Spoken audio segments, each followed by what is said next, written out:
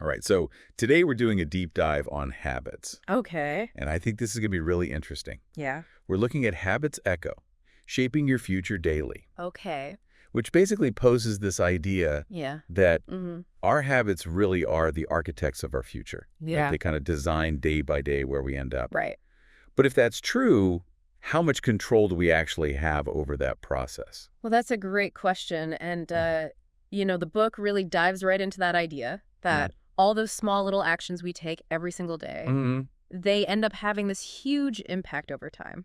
Yeah, I mean, we've all heard the quote, like, we are what we repeatedly do, right? Exactly. But this book kind of takes it a step further and says, we're not just passive bystanders in this process. Yeah. Like, we actually have the power to choose Right. which habits we want to cultivate, Exactly. which is a little bit empowering, but also a little scary. It is. Yeah. Because if we're trying to build a specific future for ourselves, how do we go from knowing our habits are powerful to actually choosing the right ones? No, that's the question, isn't it? Yeah. And I think one of the things that the book emphasizes is that Right. willpower alone often isn't enough. Right. We can't just rely on Yeah. gritting our teeth and pushing through. White knuckling it. Yeah, exactly. Yeah. So instead, Habits Echo introduces this really interesting 4-step framework. Okay, I like frameworks. Yeah. So let's break it down. Okay, so step 1 Okay. is all about defining your desired outcome.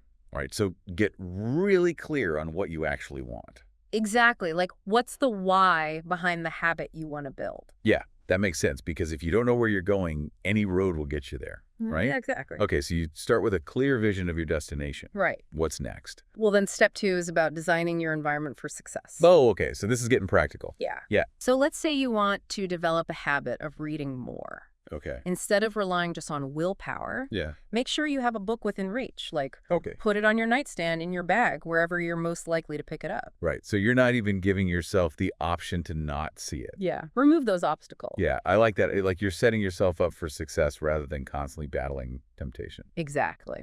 All right, so you've got your vision, you've set up your environment. Right. What's step 3?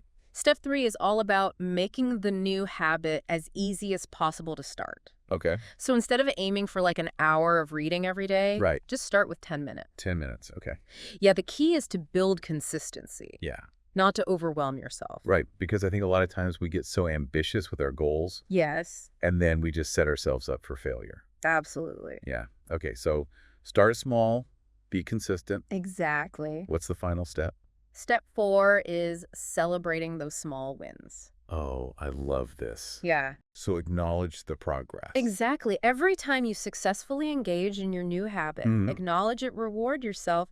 It could be a simple mental pat on the back Okay. or indulging in a small treat, whatever works for you. Yeah, like a little positive reinforcement. Right, because those positive reinforcements Yeah. really help solidify that habit loop in our brains. Right. It's like you're training your brain to enjoy the process. Exactly. Yeah. Okay. So that's really interesting. It's not just about powering through. It's about celebrating those little wins along the way. Yeah. But I'm also curious about the flip side, breaking bad habits? Yeah.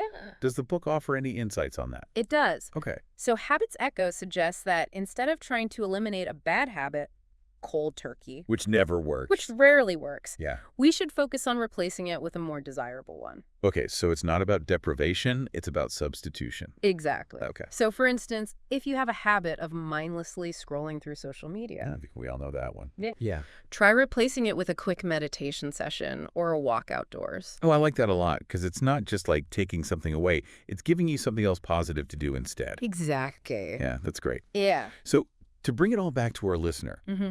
it seems like Habits Echo is really saying that understanding the power of habits, both good and bad, is the first step towards consciously shaping our future. Right. It's about recognizing that we have more agency than we might think, Yeah.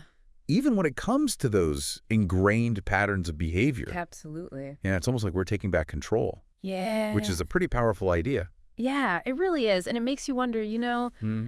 knowing all of this, what one small habit shift could you make today Yeah, that your future self would thank you for? that is a great question, and I think one that our listeners can really ponder Mm-hmm.